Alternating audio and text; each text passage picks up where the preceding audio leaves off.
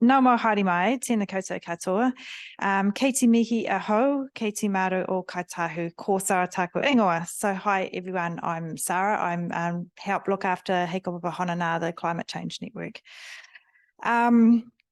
Ina mana ina reo ne karanga matanga maha. Talofa lava, Bulavanika, kia orana, malo o lele, and it is Tongan Language Week, and warm Pacific greetings.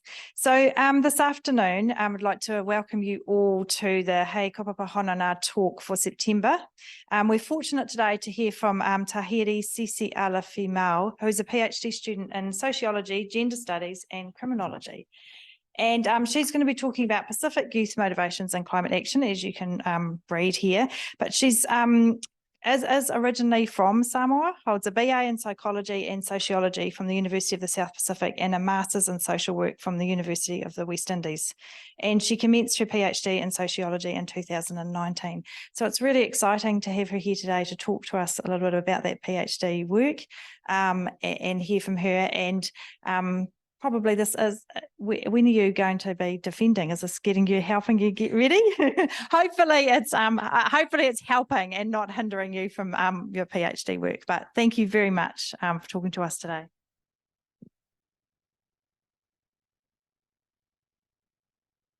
Thank you. Well, first and foremost, I would like to thank He Kaupapa Hononga, Otago's Climate Change Research Network, for this opportunity. Thank you for seeing value in my research, and it really is my pleasure to share some of my research through this platform. And I also appreciate everyone taking the time to attend this afternoon. So I hope I will keep your interest throughout the presentation. Talofa lava, and malo lele.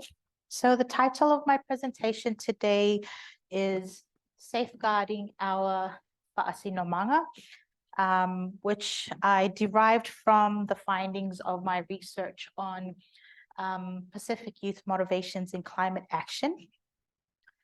The term fa'asinomanga is a Samoan concept that could convey identity, heritage, a sense of belonging.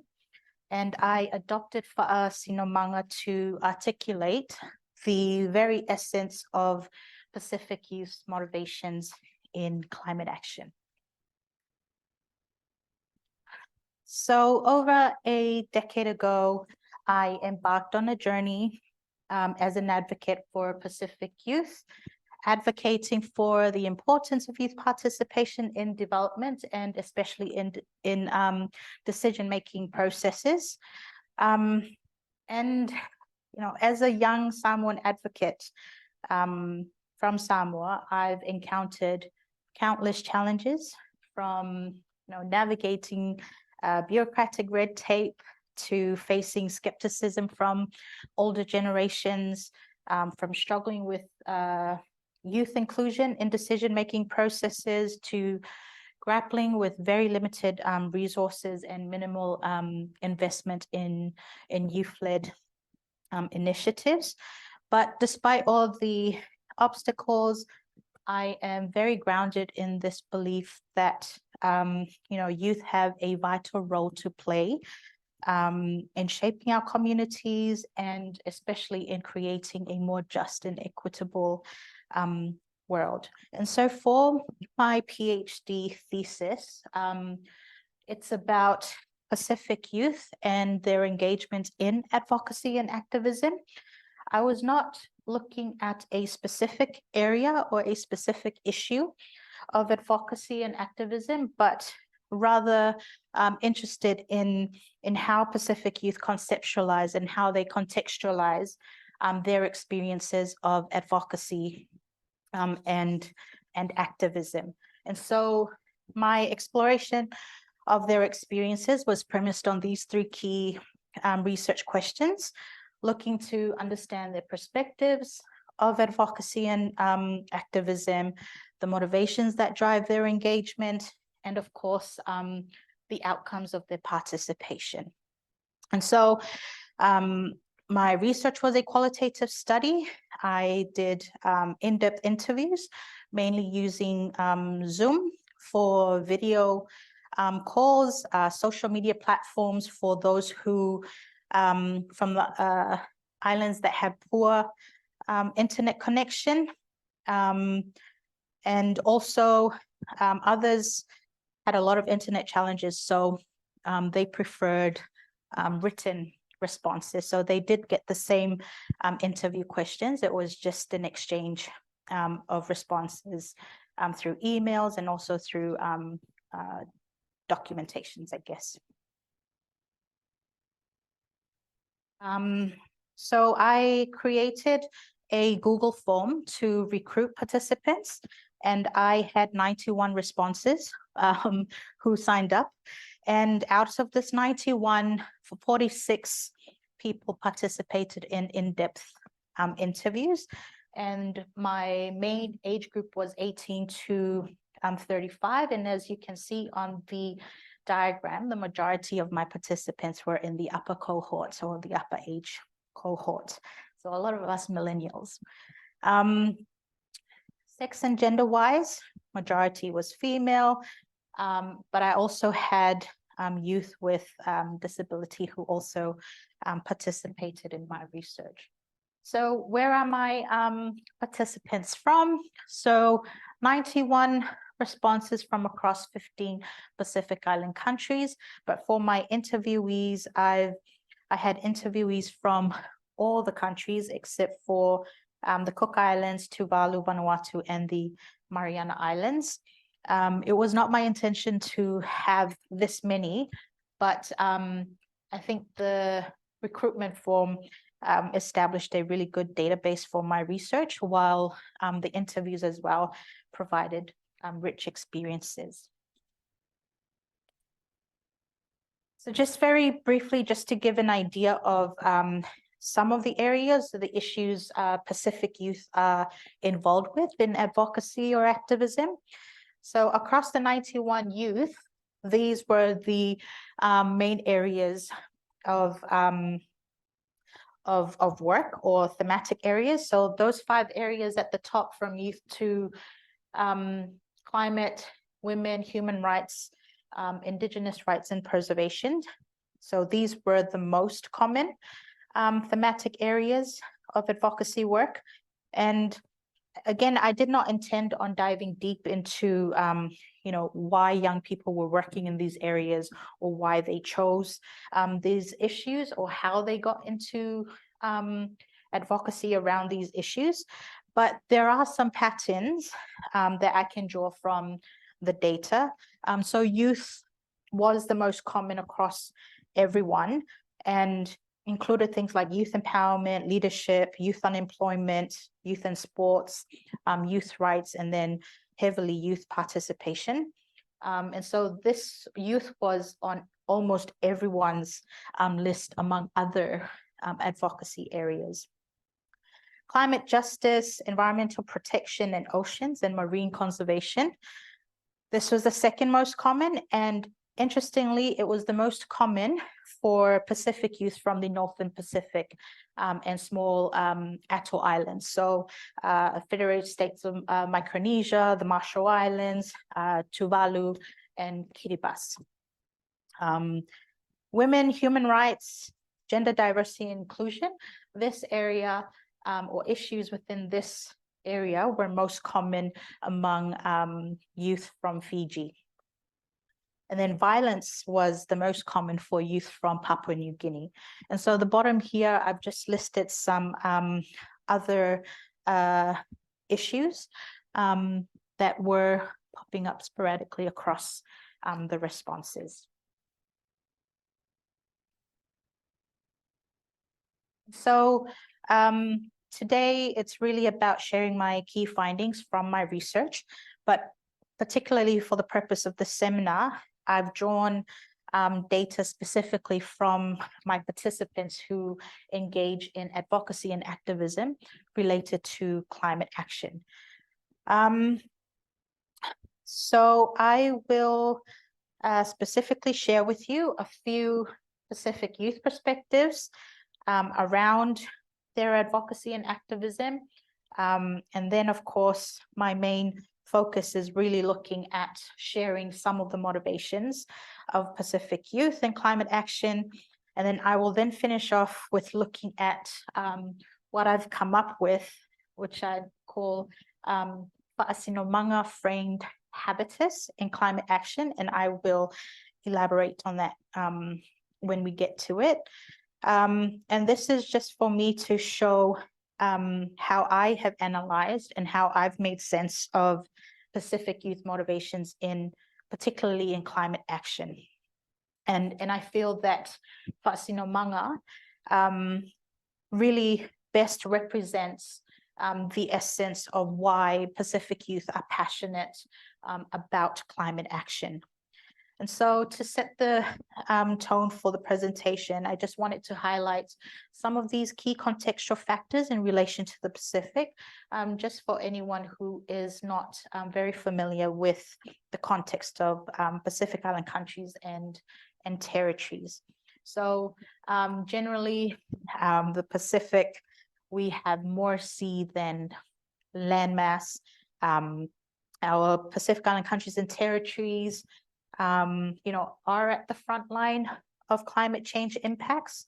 And these mainly include the rising sea levels. So islands like Tuvalu and the Marshall Islands, they're witnessing increasingly destructive coastal erosion and land loss. Increased storm intensity. Some Pacific Island countries would experience 2-3 cyclones, within a year. Ocean warming and acidification, so that really harms our coral reefs. Changes in rainfall patterns, that affects our freshwater availability, and then of course it impacts on our agriculture and food security. And then the temperature increase causes a lot of heat-related illnesses and diseases, and some of the most common ones are dengue fever and malaria.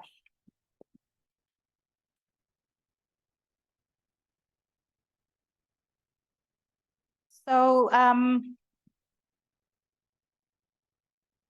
in recent years, there has been an increasing recognition of the important role that youth play in addressing climate change. And given that youth represent a significant demographic in the Pacific region, they are very, very crucial in the context of the fight against climate change. And so these are just some examples of how Pacific youth-led climate change networks or organizations, other Pacific young people, in terms of how they are participating or how they're engaging in climate action. So 350 Pacific climate warriors from 12 Pacific countries. So they used traditional canoes, and they blocked the world's largest coal port in 2014 and 2016. And then more recently, the COP has become a very targeted space and political space for young people to infiltrate, to fight leaders and to advocate to leaders about climate change issues and to invest more in climate action. But for the fight for this particular group of students, Pacific Island students, they were mainly campaigning to back and support Vanuatu's quest for an advisory opinion from the International Court of Justice, focusing on states' obligations to safeguard the rights of our current and future generations. So basically trying to hold them accountable and really advocating for climate justice that Pacific Islanders deserve. The next two young women, they're just they're examples from my participants. So Selena is from the Marshall Islands, and she uses global platforms for speeches through poems. And these speeches and poems are really influenced and shaped by her lived experiences, her family's lived experiences in the Marshall Islands, to inform global audience and also global leaders about climate action.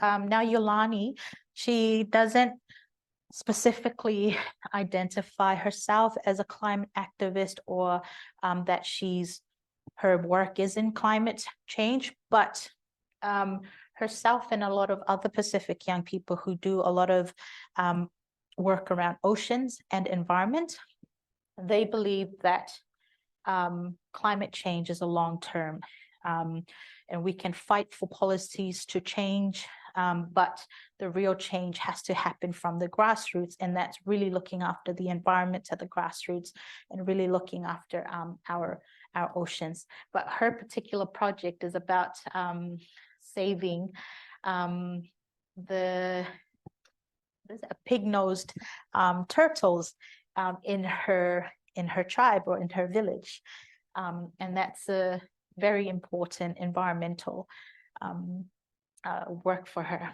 as well. So for this part, I'm going to just go into some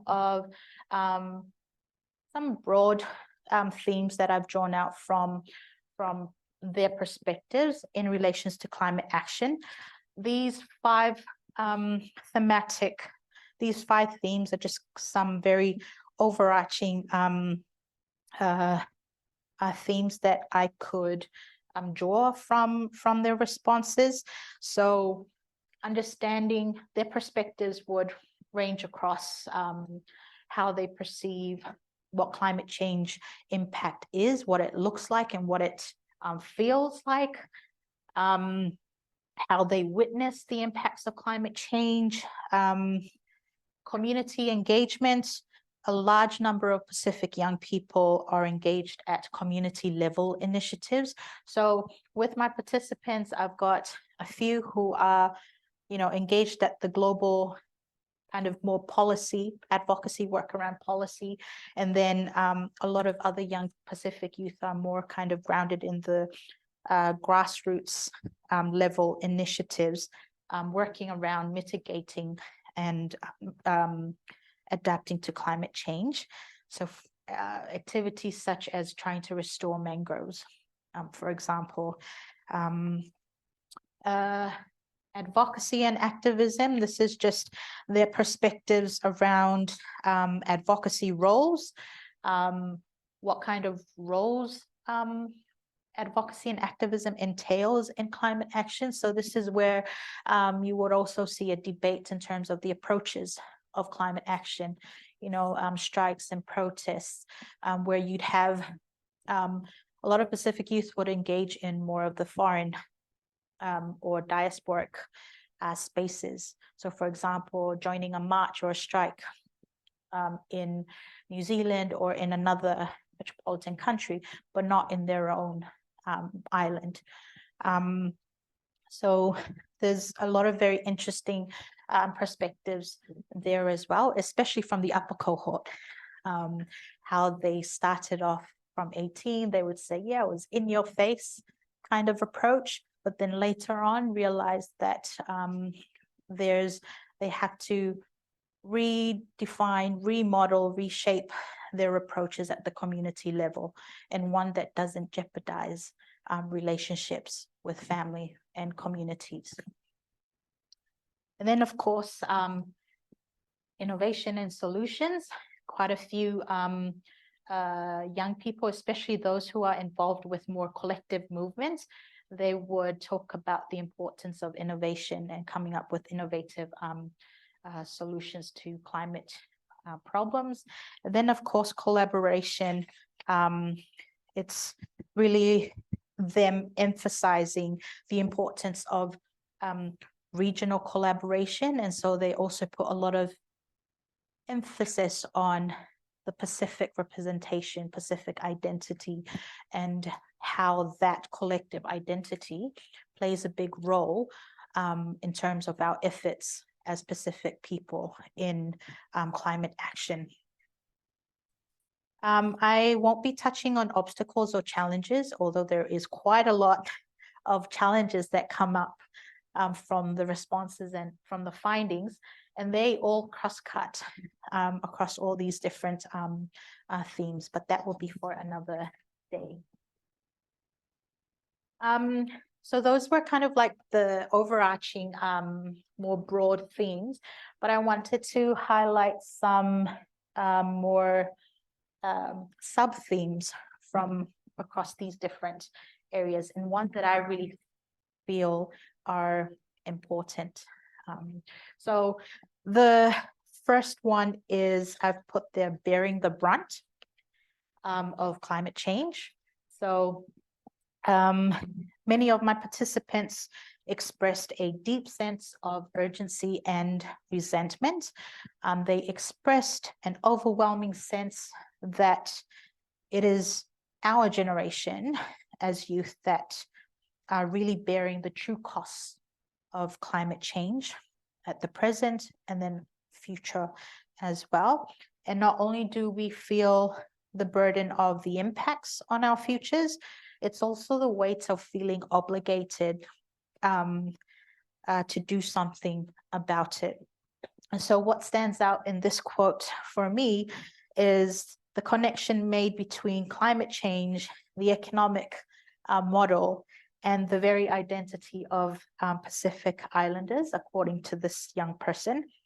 And this young person identifies capitalism as the root cause of climate change crisis, and positions Pacific youth as both highly vulnerable to and deeply invested in combating these threats. And so this sentiment is reflective of a broader trend among Pacific youth, critiquing the global socio-economic systems, and feel that the global community, but especially the global giants, need to be held accountable. Stewardship. There was a lot of responses around stewardship, and stewardship in climate action refers to the responsibility to manage and protect our environment and oceans. And so for Pacific youth in my study, this sense of stewardship often forms the basis of their climate action narratives. It frames their perception of self in relations to the environment and in relations to their climate advocacy efforts. So most often we would hear Pacific Island countries are sinking. And you would hear Pacific youth activists or climate activists are changing that narrative, and saying we're not drowning, we're fighting. And so stewardship in this light, it comes from that empowerment position for Pacific youth, presenting an understanding of climate action that extends beyond the personal, but underscores the communal and underscores intergenerational implications of stewardship. So all in all, it's viewing the climate action not just as a response to the threats, but as a duty towards their future and their community's sustainable survival. Self-awareness. So this theme encapsulates the idea of my participants about gaining strength through a deep understanding of one's identity, all facets of it. And it's critical in confidently advocating for climate action. So most of my participants have or are continuing to infiltrate, global spaces. And so representation as a Pacific young person in those global spaces is really, it is a critical aspect of their activism. And so they believe that to effectively represent our communities and to advocate causes like climate action, it's important that a Pacific young person must first gain an in-depth understanding of themselves. And this, consists of your own culture, beliefs, your values, and your identity. So when you're in that space, whether you're a Fijian, a Samoan, or a Tongan, or whichever Pacific island you are from, you do have the weight of the Pacific representation on your shoulders, especially when we are highly and largely underrepresented in a lot of these global spaces. And the last one, sub-theme I wanted to share was the responses around authenticity, right? And authenticity was an important aspect to many of my participants. And to them, authenticity is about who they are as a young Marshallese, as a young Fijian, as a young person with disability from Samoa. And it was about authenticity towards their fight against climate change, authenticity in how they actually fight, and the authenticity in their approaches in climate action. And so this emphasizes the deep-rooted connection that Pacific youth have with the issues that they advocate for. And so they believe that to be effective, you need to just transcend all that, and beyond that intellectual understanding of climate change, because you can be very smart and you can know so much about climate change, but you not necessarily be authentic in how you fight or approach climate change, right? And so in this particular quote, I like how they say, it's a real heart and soul kind of connection to the issues we are fighting for, and highlighting how we are connected to our cultures, to spirituality, and these are the aspects that make our climate efforts or climate action as Pacific young people unique and authentic to Pacific youth and their climate fight. And so this authenticity makes Pacific youth compelling activists and advocates in the global call for climate action. I put this here, science versus lived realities, because I noticed that from my findings and from the responses of my participants, like no one ever said, oh, we are the least to contribute, to this amount of green gas emissions. Like no one really kind of started from that basis of scientific facts of climate change. And so I noticed that the responses was mainly based on lived experiences. And yeah, no one really talked about or mentioned the science of it. And so for Pacific youth activism, I feel like it places significant value on lived experiences and narratives of climate impact rather than scientific facts. And this contrasts with many Western societies where climate activism is often driven by scientific data and global discussions. And so this focus allows Pacific youth to address climate change in a highly personal and relatable manner, and making their approach unique. So while scientific knowledge is undeniably vital, Pacific youth activism in climate action shows that lived experiences bring a more powerful and more emotive dimension to climate action. And they do argue that it should be based on our lived experiences. You don't have to wait for the science to prove that we're running out of water or that our water is salty to drink. And then now come to the heart of my presentation on motivations, the motivations that drive Pacific youth, but in this case, Whasinomanga is really my kind of focus around motivations in climate action. And so these are just some broad overarching themes.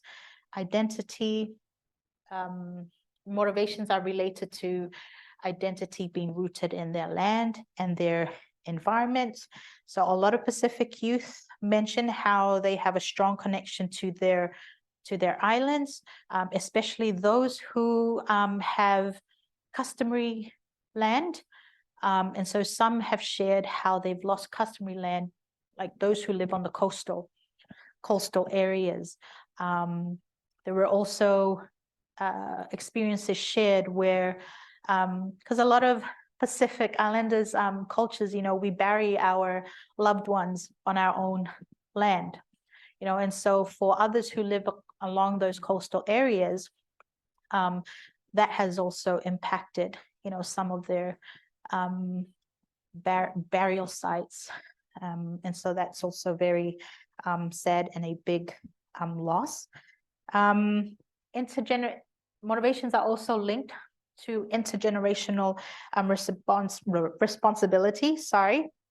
And this is the guidance and wisdom passed down through generations, obligates Pacific youth to take ownership of their environment, thereby maintaining that balance between their communities and the land that they live on, and the community that they're in for their future generations.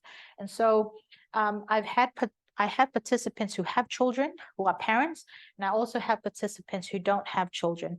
And both of them, both cohorts, they all talk about, I'm doing this for my children. I'm doing this for my children now. I want my children to see me and learn from me so that they can carry on this fight, and so forth. Family and community bonds or community relationships. So, the nature of a lot of Pacific communities, it's very communal, it's very family oriented. And so these relationships with family and community provide a supportive network, but it also instills in young people a sense of accountability towards their communal well-being, and also their motivations around environmental conservation. Resilience and mobilization. I think this was one thing that really came up for most of the youth, like really saying that we are the most resilient people. And especially when we talk about climate change, resilience, like our people are the most resilient against climate change. And so underpinned by Whasinomanga, Pacific Youth channel these strong connections into their climate action. And so they're not only motivated to act as guardians for their lands or guardians for their family, it's also to contest global inaction on climate change, which a lot of Pacific youth are arguing that the global community is not doing enough to support and to help Pacific communities. And then the last one is about, motivations are linked to sacred duty. So according to some of my participants, their motivations are grounded on the spiritual and traditional respect for land, for environment, but especially for family. And so Pacific youth view climate action as a sacred duty, acting as stewards of the environment in accordance with their cultural systems. So each of these themes underscores how Fa'asinomanga shapes Pacific youth motivations and their active response to the threats of climate change. So I came up with this, I guess, a framework, so to speak. So a fa'asinomanga framed habitus in climate action. So habitus is from Pierre Bourdieu's theoretical framework. And so based on my analysis, the crux of Pacific youth motivations revolves around and is rooted in this concept of fa'asinomanga. And so I draw on Bourdieu's theoretical framework for my thesis, but for the presentation today, I've just drawn on his concept of the habitus. So the habitus, according to Bourdieu, it's a system of dispositions that individuals learn from their surroundings and from their environment. Essentially, the habitus represents the deeply ingrained habits, skills, knowledge, and dispositions that that develops due to our life histories and due to our social environmental context. Now, why did I choose the habitus? I find it very useful in understanding the motivations in particular of Pacific youth in advocacy and activism. I find that habitus provides a framework for understanding why Pacific youth behave the way they do, based on the social conditions and the experiences that have shaped the lives of Pacific youth. And so the essence of fa'asinomanga framed habitus lies in understanding the profound influence of cultural factors on shaping Pacific youth motivations and their worldviews about climate change and climate action. Therefore, a fa'asinomanga framed habitus is a habitus shaped by strong cultural identity signals, such as ancestry, language, family, heritage, church, and so forth. And when our habitus is framed this way, our motivations, our perspectives, and our actions align with these deeply rooted cultural elements.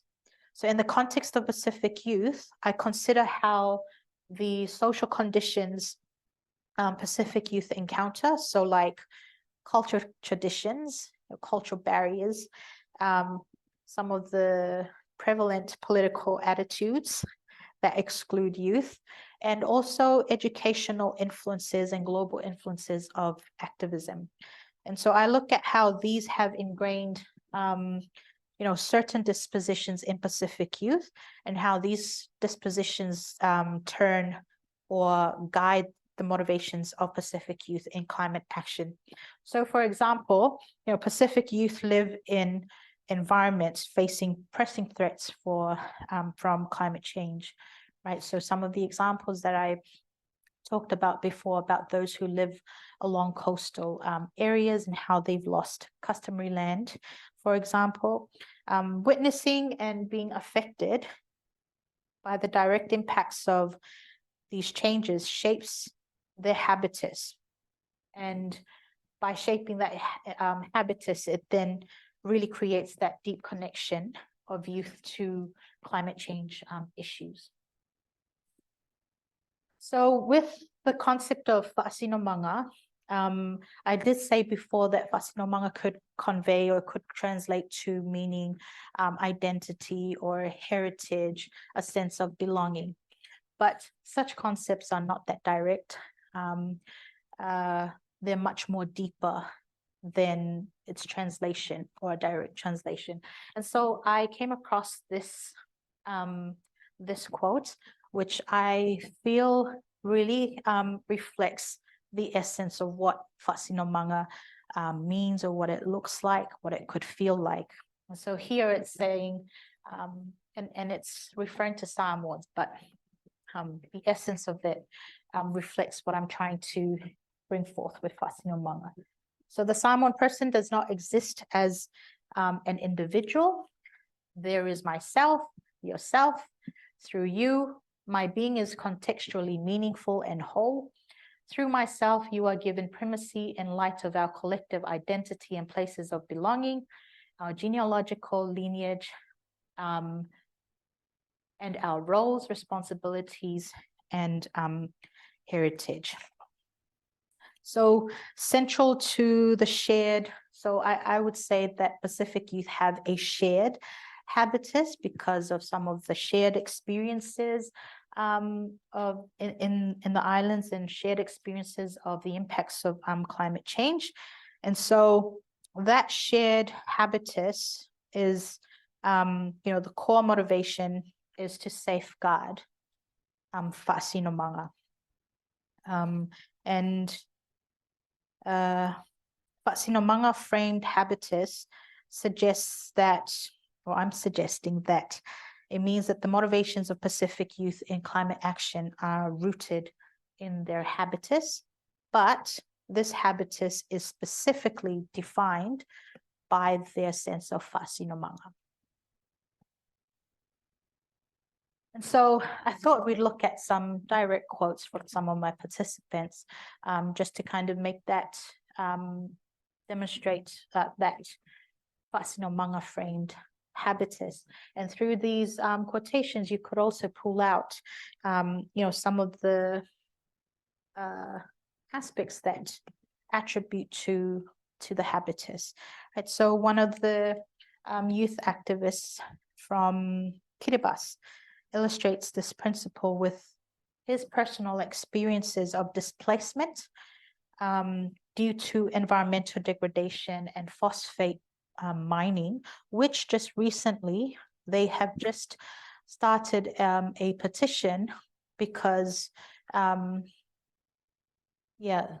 authority has accepted a contract for more phosphate for an Australian company to do phosphate mining again, right? And so, that's caused significant loss of Banaban identity and cultural heritage.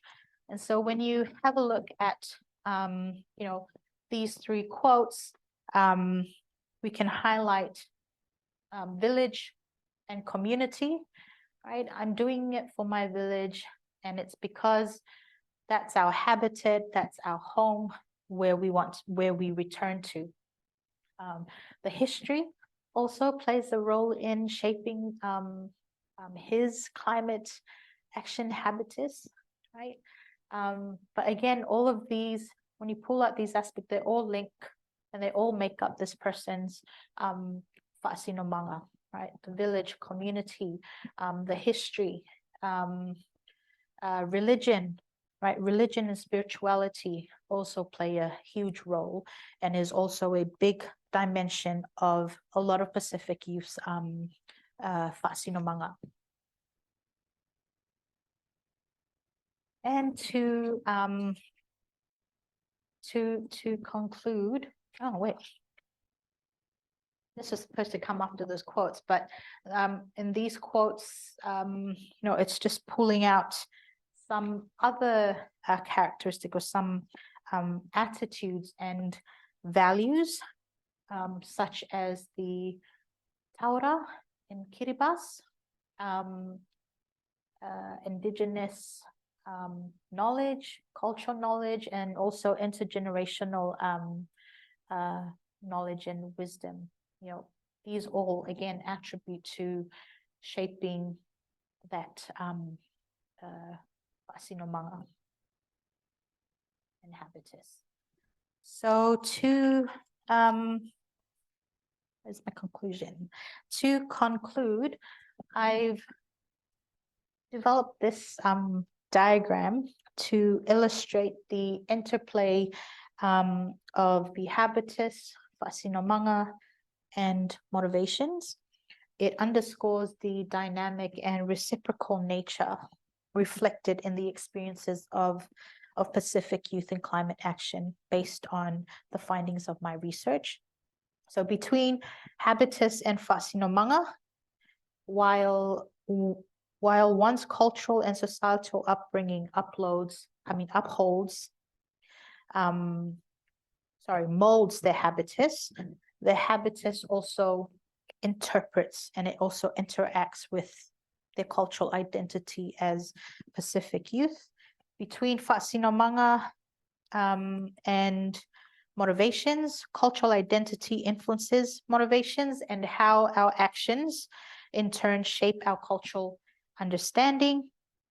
And that's influenced how a lot of people approach their advocacy and activism at the grassroots level. And then lastly, between motivations and habitus, the actions we undertake based on our motivations can alter our habitus and our dispositions, and vice versa. And so understanding the motivations that drive Pacific youth in climate action provides a valuable lens through which we can reshape the narration of climate action in the Pacific, and also to invest more in youth driving climate action. Like, a lot of young people are doing so much work at the grassroots, like for free, volunteeringly, and yet it's so hard to convince, it's so hard to get governments, to get stakeholders to invest in youth. So I just wanted to conclude and wrap this whole presentation up with this image.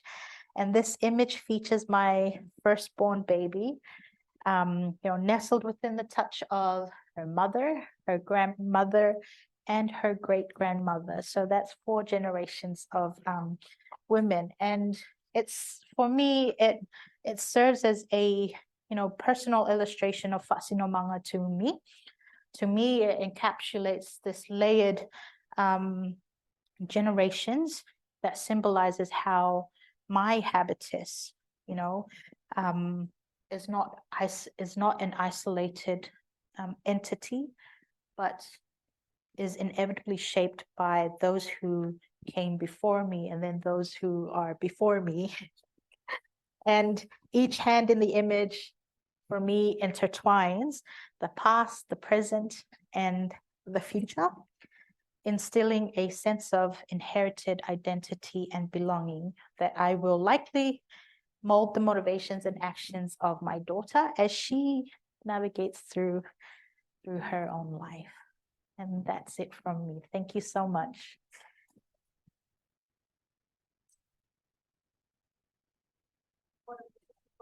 And I just feel like there was some amazing. Thank you so much. Does anyone?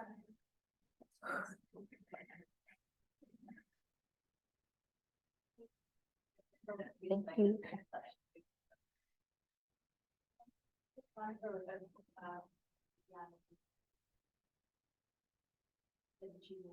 Family who will also support and ensure the service around. Yeah, in climate change in particular is well supported.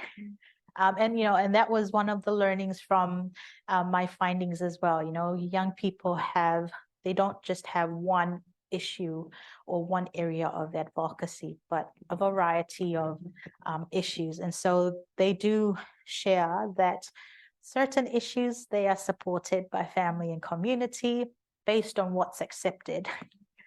And then other issues are more supported. So climate change is one acceptable issue, and is well supported by family and community, compared to other, I would say, more sensitive issues around gender, especially.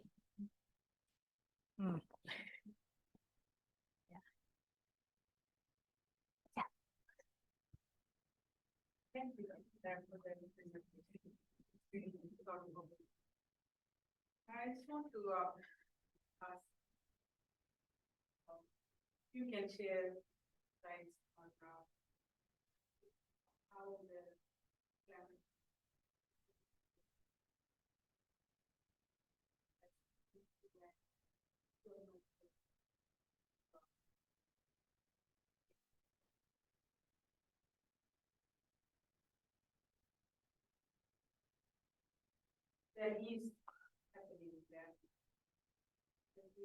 That is placing the focus on the brain sector.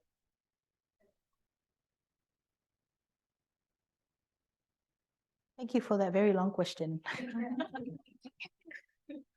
I think we lack the evidence to really, I think we lack the evidence of showing that young people really do influence, or just to kind of demonstrate that this policy came out of because youth did this, you know, and I think that's a challenge, and it's always been a challenge. And it could also go back to how youth are being engaged, or how youth are being involved in development processes or in policy processes. So for over a decade of me in this line of work in youth development in the region, I know that young people are participating. I know that we are engaged in processes where they consult young people on policies. I know that I've been involved, and many others have been involved in strategic meetings, workshops where they bring youth to give their views. So for example, the Pacific Youth Development Framework, right? That's the most recent kind of strategic document that was developed. I was part of that process. A lot of other Pacific youth were part of that process, right? And so we can say that, yes, youth were involved in that, but the issue is to do with how these are implemented and invested in, you know? And so,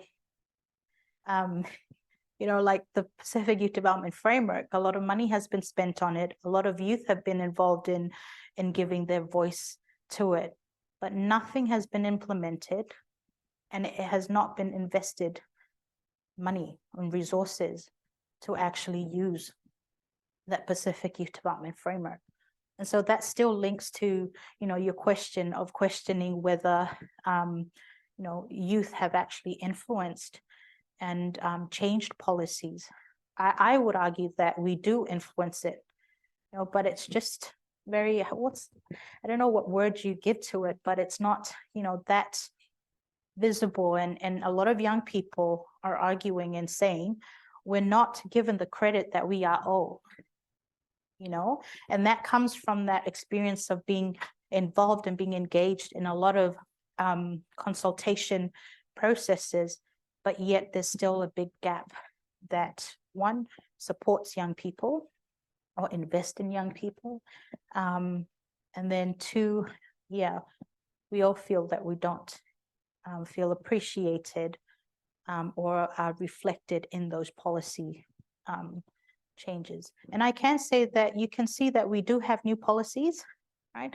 But again, there's that big gap of how that policy plays out, or how it's being invested in or not invested in.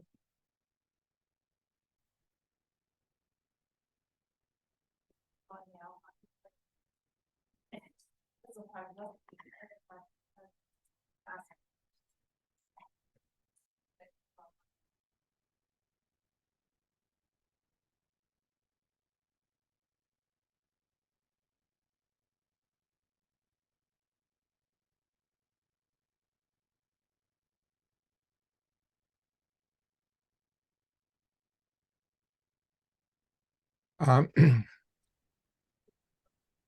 I have a question online. If you're waiting for, if I may ask, is whasinomanga unique to Samoa?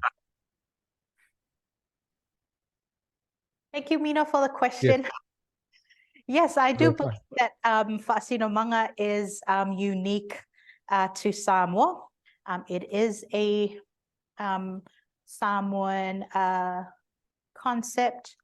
So yes, I do believe that Fa'asinomanga is unique to Samoa, but I also feel that it has a lot of, I think it's Samoan, the Samoan concept in its Samoan essence. I feel like it encapsulates what a lot of young people from across the Pacific, like it really captures the nature or the essence of their motivations. Like it's all rooted, it's all linked, it all revolves around identity, their cultural identity and heritage and family. But yes, it is unique to Samoa, Mino. yeah, thank you. What did your respondents use to describe Fa'asinomanga in their own words, in their own languages and contexts, given Fa'asinomanga is a Samoan word? No particular word. So I drew on their responses, like if I go by words or language used, it would words around identity, heritage, culture, a sense of belonging, and then just the experiences that revolve around those words or those terms that they use. So there's no particular word or in a different Pacific language that came up in my responses. And so for me, hence why I wanted to use Fa'asinomanga, because I felt like it captured the experiences of youth.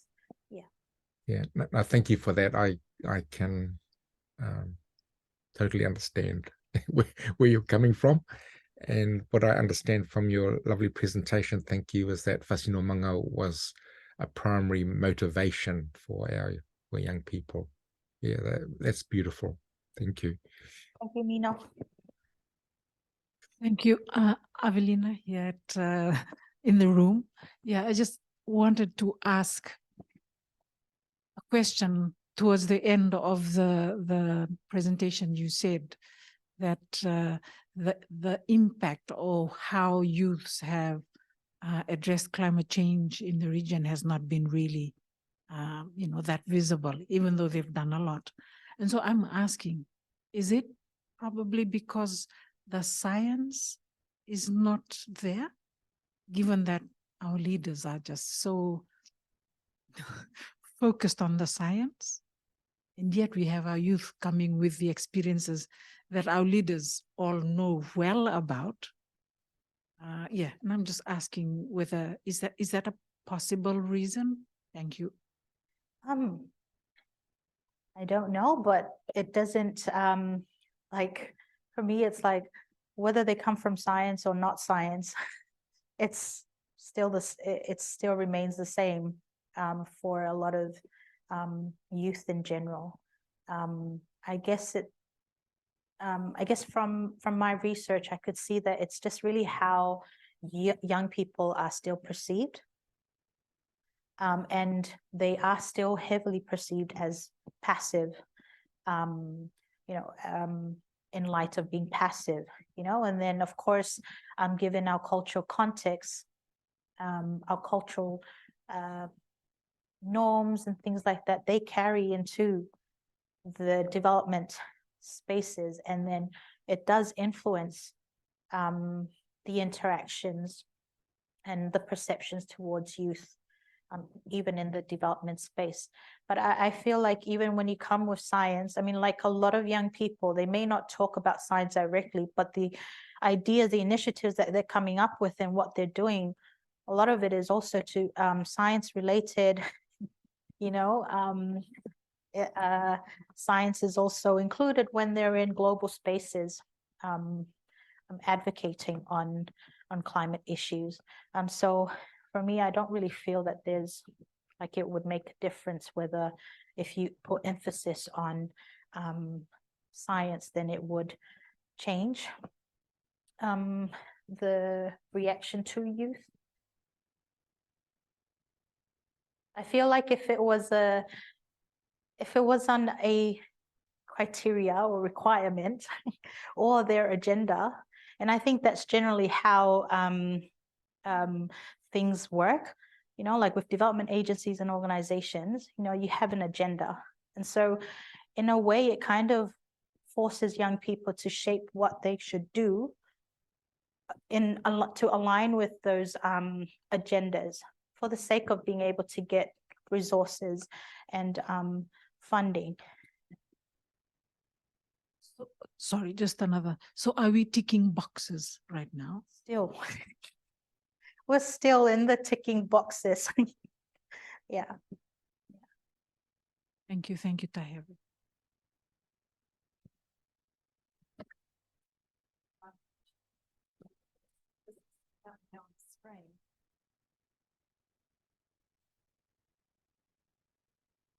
Okay, someone was reminding me to use the handheld. Yes, I have. Thank you. No, it's all right.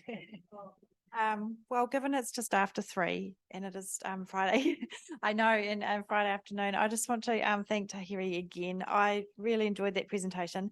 Many years ago, I had the privilege of spending the weekend with a Pacific warrior who had been on the canoes in Australia and had gone to visit the Pope of the Vatican as well. And yeah, I know. We were both speaking at a Borders, what is it? The Engineers Without Borders conference. Absolutely amazing. And I know that she would be so proud of you hearing what you've done today. But it was just lovely to hear again that kind of lovely, but also kind of really sad that we're still in the space of having to fight and also, you know, like you're talking about the struggles to be heard and how to be heard. And we're still having those conversations because it was a wee while ago and I'm not even going to think when it was. So, yeah, lovely and yet bittersweet. But thank you very much. It's also really lovely to hear that you having your thesis, and I love it, you know, when you've got a PhD student and you're telling us your thesis, and I'm like, well, you go girl. So that was really lovely to see too. So thank you again. Thanks to those online, and yeah, ka kite, have a wonderful weekend. Thank you. Ka kite.